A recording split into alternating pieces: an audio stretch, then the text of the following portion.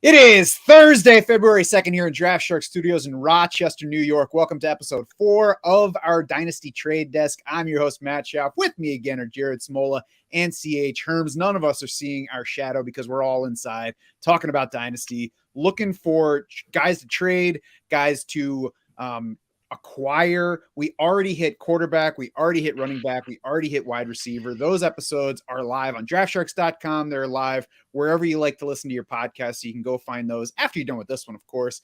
We also have 11 more players available in the buy, sell, hold report that dropped on draftsharks.com Wednesday. Nearly all of those guys are unique to the article, did not appear among the guys that we mentioned in these shows. And the one we're about to do, a couple that we're going to talk about on today's show, came from the article, but most of those guys are different. That's a DS Insiders article, so you got to become a member to get access to that. But I'm actually going to let you know a little secret. You can even go in there without being a DS Insider, get a few pages in before the gate comes closed on you. So go check it out.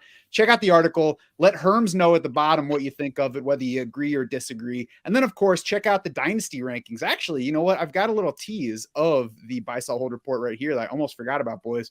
For anybody who's not on the stream, you can get a sneak peek with not one of the most popular guys in the NFL at the top, but somebody that could potentially help fantasy teams.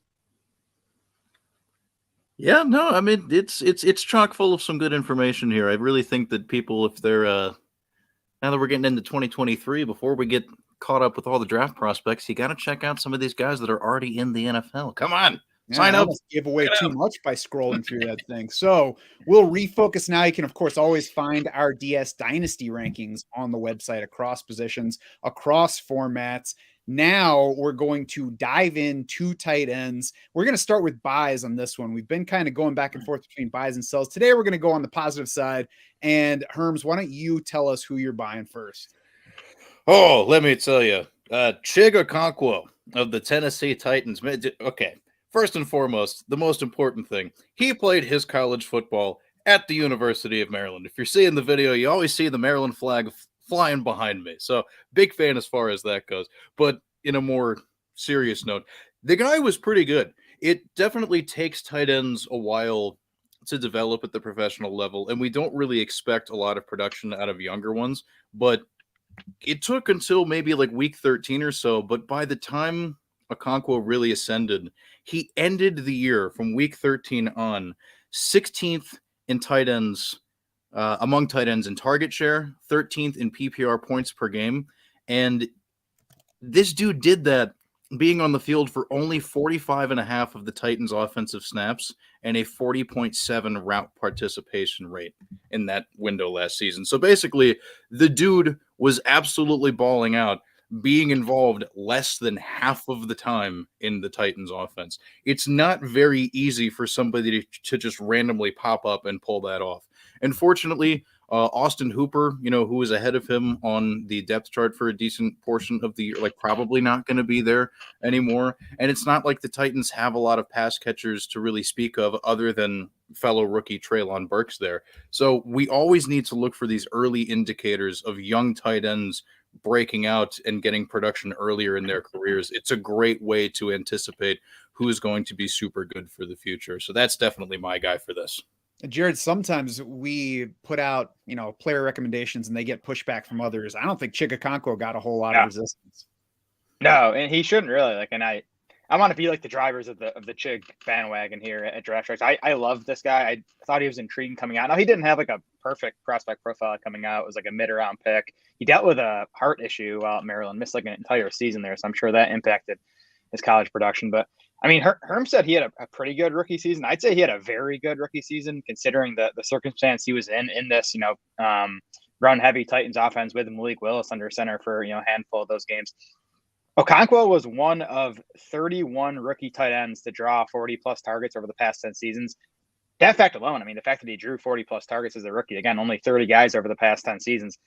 But among those 31 tight ends, third in PFF receiving grade, first in yards per route run.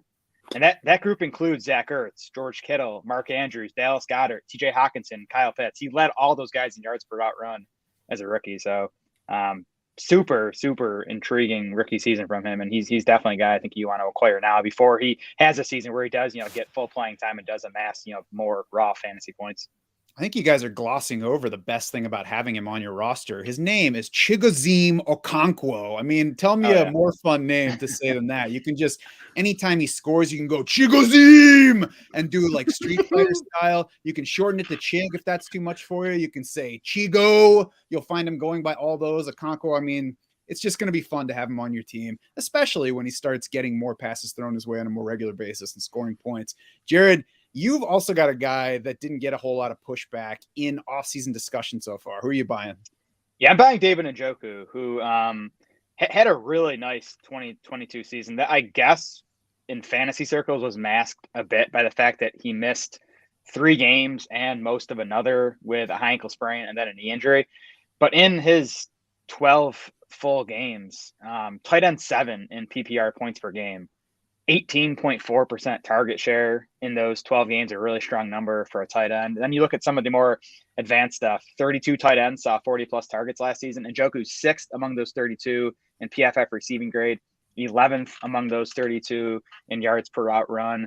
And maybe there's some confirmation bias here going on for me because Njoku is a guy we all loved coming into this past season. He was one of our favorite targets as he was priced as a low end tight end 2 in 2022 redrafts, but he kind of did what we expected him to do as this, former first round pick. He's been in the NFL for 6 years now, but he still turns just 27 in July. He was super young. I think he wasn't even 21 when he got drafted. He had the 93rd percentile relative athletic score. He's a big athletic dude. Now, I still think there's a chance that, we haven't seen the best from him. The Browns made that big investment in him monetarily with the 4-year, $55 million deal last offseason. And Njoku's still a top 6 tight end in terms of average annual salary. So the Browns are committed to him. And again, as we mentioned on Tuesday's show, and as we just showed there in the Dynasty buy sell hold report, but we're sort of buying Deshaun Watson bouncing back in 2023 and beyond, and at least reemerging as like a high end quarterback, if not an elite quarterback. So that's good news for Njoku going forward as well. And a couple things I like here. You mentioned confirmation bias. I would worry that we were doing that if we hadn't started last season with, the Browns showing us how they feel about David Njoku. If we were like, oh, maybe it's finally time for him to do something, and then he did it, but there was no indication from the team, that contract showed us that they view him as part of at least their near-term plan, and then he delivered. So we can bet on that continuing.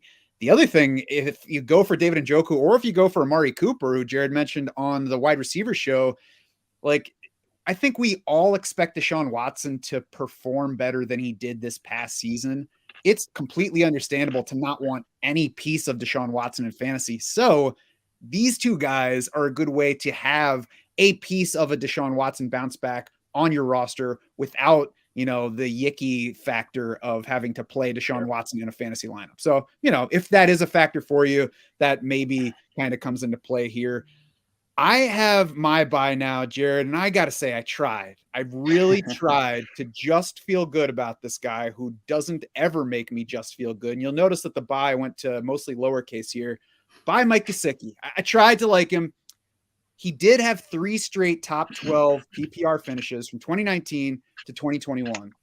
However, they were tight end 15, tight end 9, tight end 16 in PPR points per game. So most of what he did was stay healthy and get targets those seasons. He has always been an inefficient receiver, 62.4% career catch rate, solid career ADOT helps the yards, but the career yards per route run, not great. His 1.26 career would have ranked 28th last year among 43 tight ends that saw 30 plus targets. His actual yards per route run last year did rank 36th in that group. So the buy, and it's a very mild buy on Mike Gesicki, is he's way down at the bottom of tight end 2 territory in the keep trade cut rankings right now. So nobody wants him. And he's about to hit unrestricted free agency for the first time. They franchise tagged him last year, and then they used him like he's a tight end when he's not. He's just a slot receiver. So I say it's a very mild buy right now. And I came down off of that because I'm not sure how much upside there is. So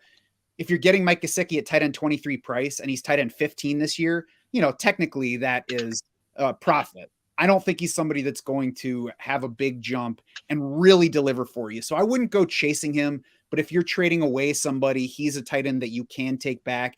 And if you really just like playing the market on more of a daily basis, then maybe you buy him now after he signs. Maybe he lands a multi-year contract in a good offense and suddenly people get excited about him. Then maybe you flip him for more than you bought him for. So I went from, hey, it might finally be time to buy Mike Gesicki to, you can buy Mike Gesicki. Dude, he's somebody that I wrote about when we did our free agency preview series on the website. And, to kind of, further illustrate the point that you've already made, the offensive system that Mike McDaniel installed in Miami is a system that ran George Kittle primarily from an inline position. And I think it's his highest career, rates of his number of routes run from the slot was like 28.9. Mm-hmm. So that's significantly lower than what Mike Gesicki was doing. His slot rates from 2019 through 2021, when he was super good, 66.9%. Like it was a very different type of thing going on. Assuming that a team gives Mike Gesicki a multi-year deal and gives him enough money, that is, at least to me, an indication, hey, we're going to try and use him and play more to his strengths instead of just giving him however many tens of millions of dollars to just play in line and suck for the next 3 years. It wouldn't really make a ton of sense. Yeah. So he's one of those guys, like, he's been forgotten, but he used to be pretty good. I'm super interested to see how the NFL values Gesicki as he hits the open market here. He's a guy I've always liked more than Matt from a fantasy perspective. Like the guy obviously has limitations. Wait, do you like him more than I like him, or you like him more than you like me? He obviously has real life limitations, but in some ways those limitations can be good for fantasy football if it means he's out there running routes and not blocking. I don't know what the hell happened in Miami this past season for them to franchise tag him, give him that much money in 2022, and then not use him at all. And it's scary to me that Mike McDaniel, who I think is already one of the better offensive minds in the NFL, either couldn't figure out how to use him or didn't want to use him. That's scary to me. But again, I want to see how the rest of the league views him as he hits the open market. Well, it's a couple of things that I think happened. One, he still played most of his time in the slot. It was less than previous, but it was still well above what George Kittle did. So it's not like they took Mike Gesicki and tried to turn him into an inline tight end. But the other thing that happened is they got a really good pass catcher in Tyreek Hill. And all of a sudden they had Tyreek Hill and Jalen Waddle. And now they don't need to target Mike Gesicki. I think that is the limitation to keep in mind.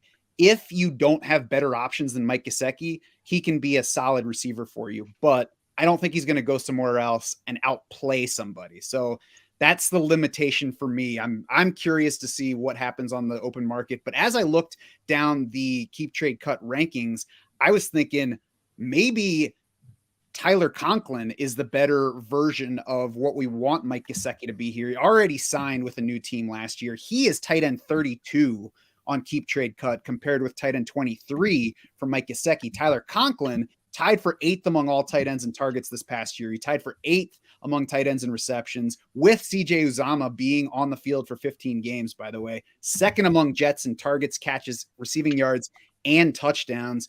He's a shorter range guy than Gesicki, so there's less yardage upside, but that also makes him a more efficient catcher of the ball, maybe an easier target. And the Jets, I think we're all expecting them to at least try to upgrade at quarterback this year. So while that can help guys like Elijah Moore, Garrett Wilson, it can also help Tyler Conklin. Now, I'm not putting out a strong bat signal by Tyler Conklin, but I'm saying if somebody like Mike Gesicki does interest you, maybe even go a little lower and take Tyler Conklin.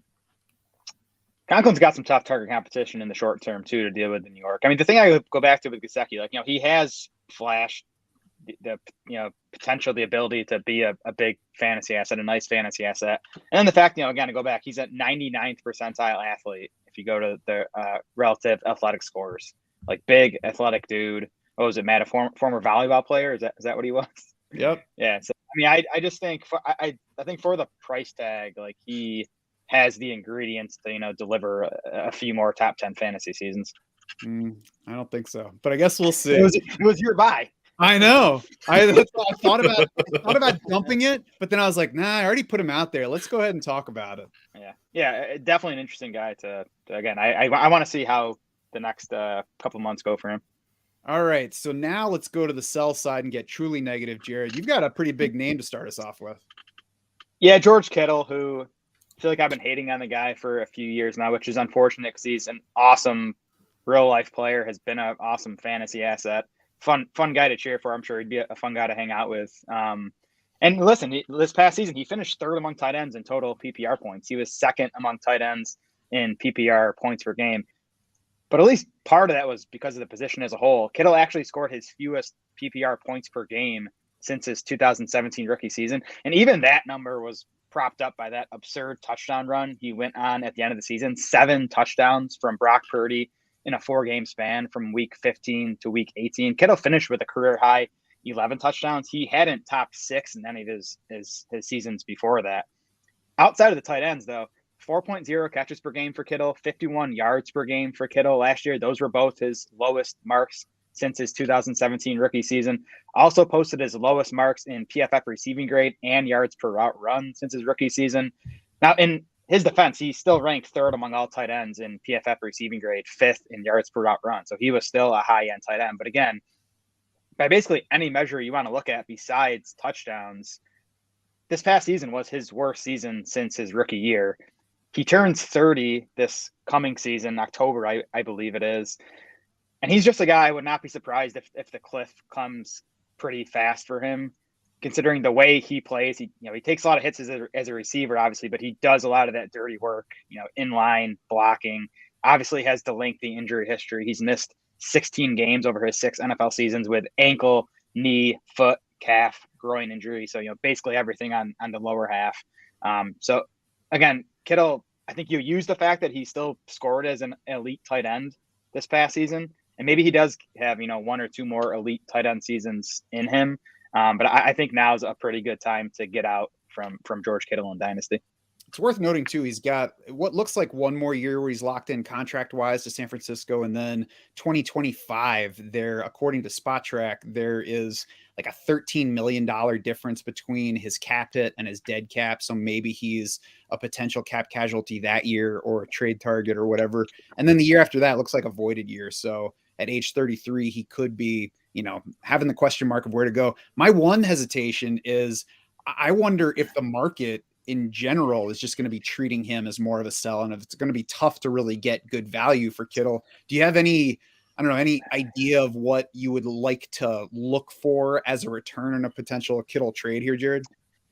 Yeah, well, so I mean, just his general price tag, I would say he's tight end 4 in the DLF startup ADP, and he's tight end 5 in keep trade cut. And again, he is coming off a strong fantasy season, especially down the stretch, he was good. So again, that's why I think his price you should be able to get a good return for him. It is tricky with these tight ends because, I mean, we talk about it in redraft. There are like 4 or 5 guys that matter, and everyone else is just like there. So it is nice to have one of these elite guys in Dynasty like a Kittle if you think he's going to give you a few more elite seasons. It's tough. Ideally, you have Kittle and another guy you feel good about. Even if it is someone like Njoku, who maybe is not elite, but you think you're going to get another 5-6 years out of him. I probably wouldn't be trading Kittle like straight up for another tight end. It'd be like, hopefully I have Kittle at a position of strength and I can use that, trade Kittle to upgrade it at another position. Herms, you think maybe you look at something like Kittle for Okonkwo plus another significant piece here? I mean, look, anytime you're going to tell me that you can put Chig Okonkwo on your roster.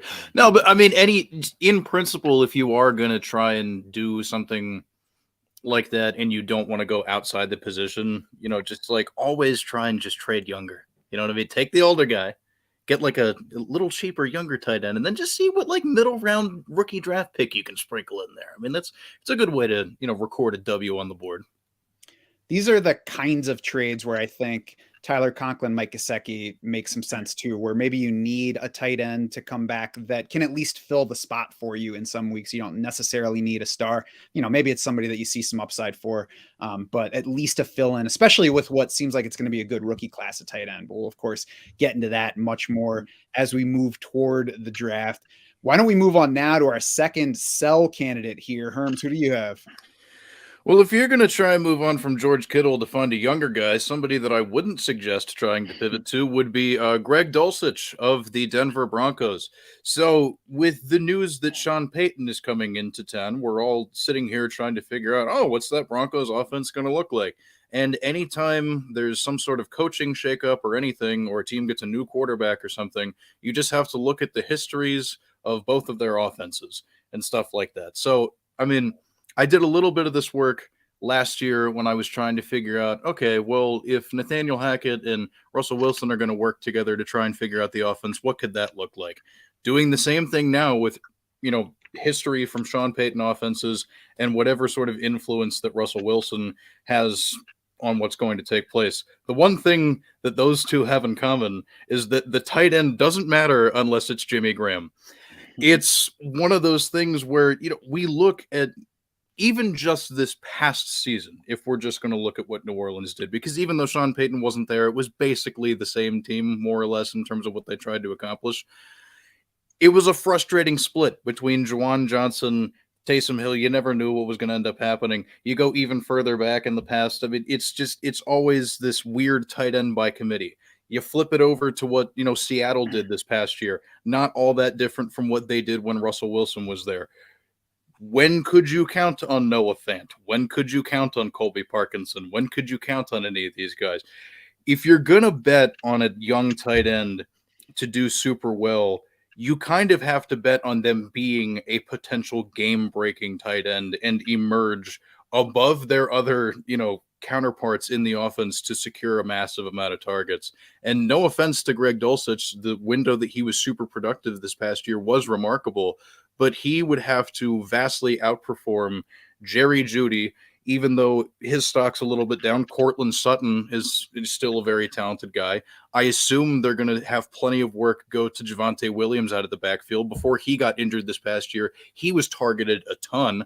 I know that's something Sean Payton would probably like to continue to do. So you just look at what this offense could possibly be and the information we have from the past. It just doesn't seem like it's going to bode very well for Dulcich, and his price is high enough to the point where you could probably get somebody to bite on it. I think Dulcich he'll be entering his age 22 season or something. Like, he's still super young. Like, just cash out now.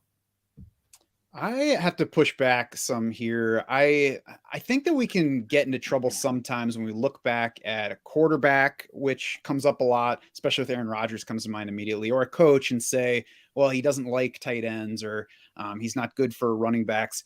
Like, Jimmy Graham, who you did mention, is in there. And then otherwise, I don't know how many guys there are that we can gauge.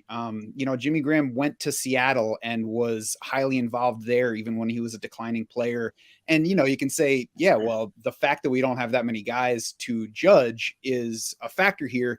But we don't need Sean Payton to bring in Greg Dulcich. He's already there. So now it's just a matter of how he stacks up against the other receivers. Jerry Jeudy, I like. Cortland Sutton, I have my questions about. Greg Dulcich, what I like is that he already came in and showed stuff, even in a rookie season that got off to a slow start and a year where we got some buzz on Albert Okwuegbunam in the summer and then got absolutely nothing from him during the season. They were shuffling among tight ends early. Were the Broncos. And then Dulcich got healthy and started playing. They were like, finally, we got our tight end. He finished 7th among all tight ends in slot rate, and 3 of the 6 guys ahead of him on that list were Ravens. He finished 8th among all tight ends in average depth of target. He finished 3rd among the 43 tight ends with at least 30 targets last year in that. So he was moving downfield. So it's not just this guy that does Tyler Conklin routes. 17.6 yards per catch for his college career for Dulcich. So he already showed us that he had that downfield ability. 3rd among Broncos in total targets last season in just 10 games. 13th among all tight ends in target share for the season. That's adjusted for games played. So for me, I'm at least hanging on to Greg Dulcich and seeing what happens. Jared, what are you doing with him? Yeah, he's a tricky one for me because I like what I saw from him as a rookie for all the reasons you alluded to, Matt. The fact that, we had Mike Kliss on our podcast back in the early summer, and he said the Broncos loved this kid, and like when he was healthy, he was going to be their guy. And Kliss was right. As soon as as soon as Dulcich got healthy, like he immediately took over as the clear lead guy there and was producing. My biggest issue with him is the price. I mean, he's tight end 10 in the DLF ADP. I believe he's tight end 11 on Keep Trade Cut. And this is a guy who has played 10 NFL games. Like Dulcich is ahead of David Njoku on both sites, I believe. I would take Njoku straight up over Dulcich in Dynasty. And if I could get more on top of Dulcich, I think that's an easy trade to make. Well, so for me, we've got Dulcich who's been good in his only limited sample, and we've got David Njoku who's coming off a good season, but had 5 questionable ones, in some before that. So I would say that there is at least as much worrisomeness on Njoku than there is on Dulcich. So I personally would not make that trade straight up. I mean, yeah, Njoku, you can definitely argue he had some issue. I mean, I think his second NFL season was pretty big, and then they signed Austin Hooper, and he kind of went away. So there are warts with his profile in the NFL. You're definitely right, but again, I go back to what Njoku did this past season, and really, I know it's going back 7 years now, but his draft profile as a former first round pick, as a 93rd percentile athlete, whatever he was, I'd make the Dulcich for Njoku trade. I really think age is the only thing favoring Dulcich if you're comparing those two guys. Herms, are you trading away Dulcich to get Njoku? I would probably do that, yes. I'm so glad I brought him up. I love being the agent of chaos here. This is fabulous.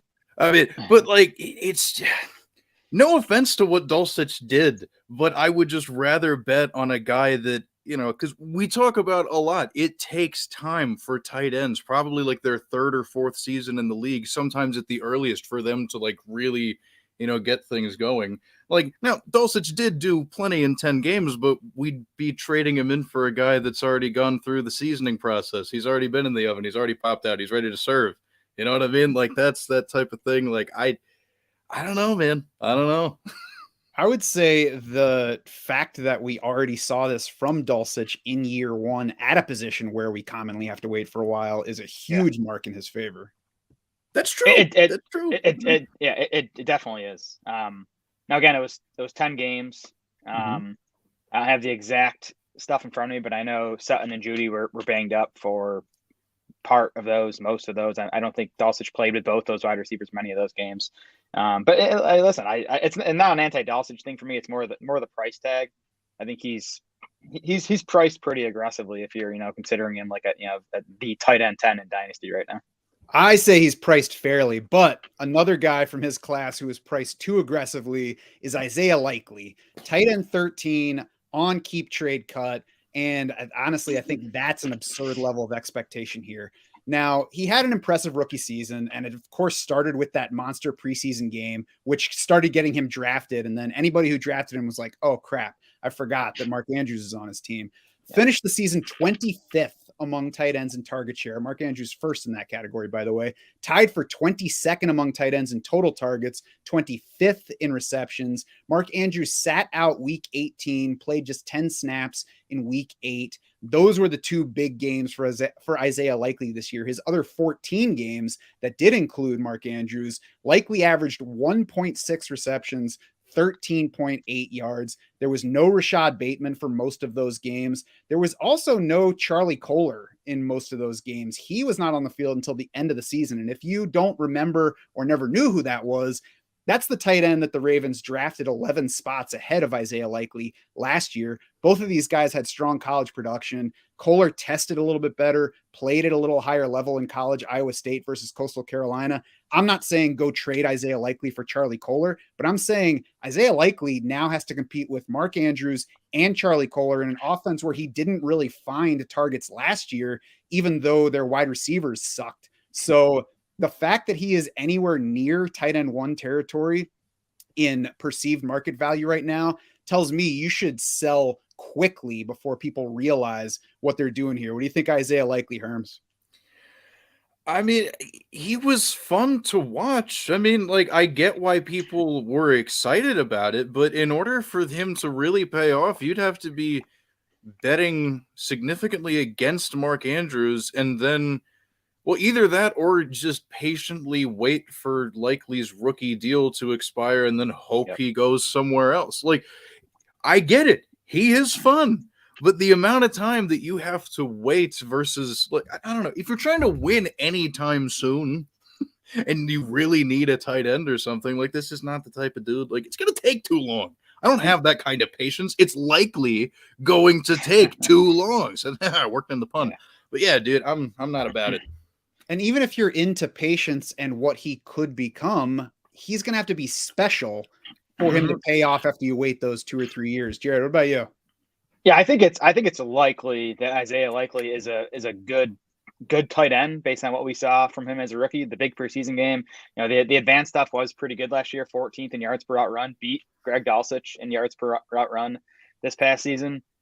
But I will always bet against a team producing 2 fantasy relevant tight ends at the same time. It's like Rob Gronkowski and Aaron Hernandez. That's like the only time it's ever happened. And I got to think the Ravens are going to improve their wide receiver core. Probably. I mean, it can't really be worse than it was last year. And then Mark Andrews is signed with Baltimore through 2025. Even by that point, he's only going to be 29. So I don't think you're going to see the Ravens cut Mark Andrews before that time. So you're looking at like 4 years, I think, before Isaiah Likely is going to be someone you can really use in fantasy. I know it's dynasty. I know we care about long-term value, but like that's too long for me to be waiting on a guy, especially at this position. Yeah, I mean, if you've got a wideout for some reason who in 3 years is going to be awesome, then cool. Have the patience for him. But why am I going to wait 3 years for a guy that might be tight end 8? And just to put some more context to it, at tight end 13 on Key Trade Cut, that puts Isaiah Likely ahead of Darren Waller, ahead of Trey McBride, a classmate who has a path to start for the Cardinals next year, ahead of Chig Okonkwo, ahead of Dawson Knox, who's already starting alongside Josh Allen. I would give away Isaiah Likely for any of those guys straight up.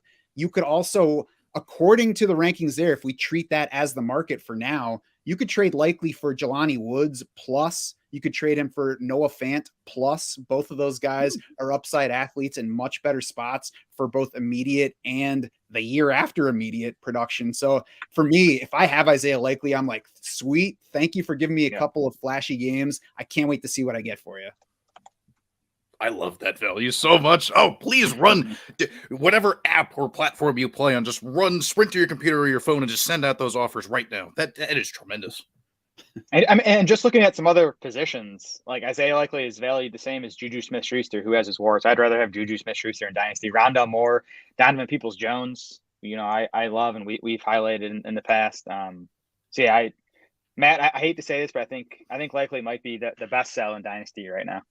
Yes, that's all I wanted. I was keeping the show live until you said that. So now, before you name any other Browns as buys, I'm going to say that does it for this tight end trades show. Remember, if you missed our episodes covering QBs, running backs, or wide receivers, they are all available now on draftsharks.com, on Apple Podcasts, on Spotify, YouTube, Audible, wherever you do your listening. And you can find the latest Dynasty buy, sell, hold report on draftsharks.com right now. Give Herm some love in the comments section at the bottom of that. Tell him who he's right about. Tell him who he's wrong about if that's what you want to do. We appreciate your feedback in all of its forms. And we, of course, appreciate you checking out what we do. It makes all this possible. We couldn't be doing this if you weren't checking the stuff out. So for Herms, for Jared Smola, and the entire Draft Sharks crew, I'm Matt Schaff saying thanks so much for swimming with us.